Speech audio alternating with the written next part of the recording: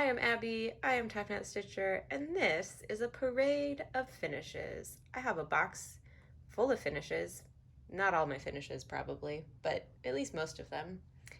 From the last 2 years, 3 years, pretty much 3 years. Many of them are unfinished, unframed, unFFO'd. And so I'm going to walk you through what we've got, and then we're going to circle back next week and see how many I've finished, or the next month, or in the next year. Who really knows? Let's jump into it. I don't like calling this a box of shame. I like to call it a box of accomplishments because it is. Jam is on the loose, so he very well.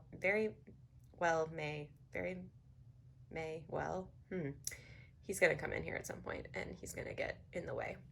This is one of my most recent finishes. This is Terrarium Full of Fireflies by Wild Violet Cross Stitch. This is kind of the called for color scheme, but not the exact colors because I tweaked them a little bit so that they would show up on this awesome purpley blue fabric. This is Phantom by Picture This Plus. I bought it because I just kind of wanted to see, like I've seen people's whips and like I've seen people working on it, and I've always kind of thought, what does one do with that? And so I thought, you know what? 123 Stitch has a little like 8 by whatever piece. What is this? 8 by 13. I'll give it a shot and just see what comes of it. It was like $5 and I thought, great experiment. And it turned out that shortly after that, Ryan came out with this amazing terrarium pattern. I totally did not need to put it smack dab in the middle. Obviously, this is 2/2 on 36 count. But I really wanted to have the lighter fabric right there. So I ended up going with it just in the middle. And I think that's fine because, I mean, I have yet to find another pressing need for this fabric, and I can always get more because now I know how fabulous it is. It was a pain to stitch on. I did not enjoy stitching on the super dark fabric. Stitching 2/2 on 36 count is not my favorite to stitch, but it is just like absolutely divine because the stitches, I don't know if you can tell, the stitches are like super fluffy and delicious. And do you see those fireflies? Like I should grab a pen. That's what Mitchie does. I only have a marker. That's what makes them look so tiny, because they are. The fireflies glow is partly in stitches and then half stitches, 1 strand and 2 strands to give it a multi-dimensional effect. And I think it's brilliant and amazing, and my evil twin is the most talented.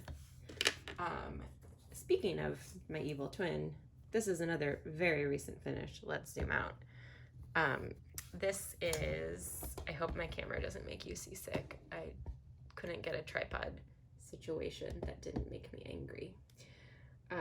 This is Be Well Moon Crystal Bouquet, also by Wild Violet. I don't know what this fabric is. We think it might be Picture This Plus Barnwood. I'm not convinced. It was a random piece that I got on a freebie table at a retreat. Or possibly McKenna found it and brought it to me because she knows I dig gray. It's a little more purple than it's showing up here, but it is just the perfect backdrop for this piece. I love this palette so much. This is all DMC. It is exquisite. I love it. I love it. My previous roommate, Birdie, stitched this, and her mom is currently working on it. So it is just like the gift that keeps on giving. And I am excited to FFO this one. I don't have a plan yet for either of these pieces, but we'll see what happens. One last Wild Violet piece before we move on. This is the Christmas postage stamps in space. I will never remember the right name of it, but you get the idea. I finished this up shortly after Christmas. I think actually towards the end of January, so not that shortly. But I obviously had to stitch this pattern because of Space Santa. I did not know that Space Santa would be accompanied by his little rocket sleigh and also an astronaut Rudolph. So I for sure had to get all of them. I had to stitch them all. And this is just a 32 count charcoal Belfast by Zweigart, I think. And I really love how it turned out on this. I used all the called for DMC, except for each piece has a variegated overdyed thread in one key element. So I started with Santa, and his spacesuit is called to be kind of in this color scheme, like a periwinkle situation. And I used I think it was a Victorian motto. I can't remember the name of it. Sorry. But I love how it gives him a little extra dimension. And then Rudolph is stitched in Classic Colorworks molasses. No. Chestnut. And then this is the one that you really can see the least, but his red sleigh is in ribbon red, or possibly Buckeye Scarlet, or possibly just some other Victorian motto red. I'm actually really not sure. So sorry we're not doing this up close and personal-esque video with actual notes. We're just winging it because we can. I love this piece. I have a frame that I think will work quite well for this. I bought it in hopes it would work for another piece that we are about to see eventually. Okay, so all three of those are my Wild Violet finishes. Next up, this is another recent finish. After this, they're not really in chronological order. They're just in random order. But next up, we have A Spooky Night to All by the Primitive Hare.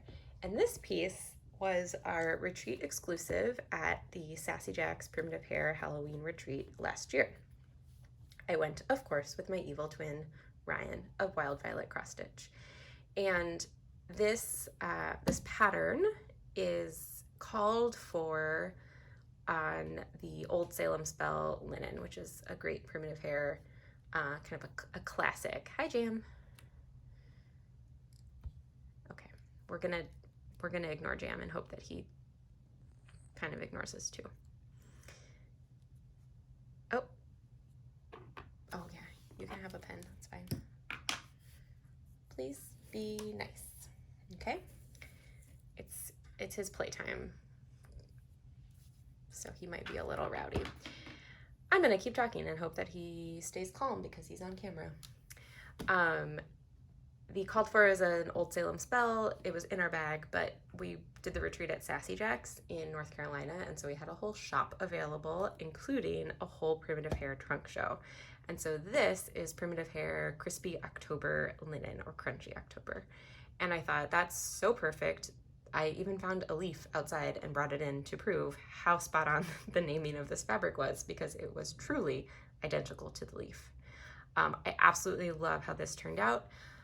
I changed the cat to this orange cat. I believe this is Classic Colorworks Fallen Leaves. Obviously Jam, I change every cat to orange cats now. And because I made the cat orange, I did switch some letters so that this wasn't a giant orange H, and this one was supposed to be black. So I just flipped those. I flipped the pumpkins. I totally messed up the counting for my border, of course, and so I just kind of made it work. I have a little bit of extra space over here. I do plan before FFOing it to just add some little tendrils and maybe even another spider or a leaf.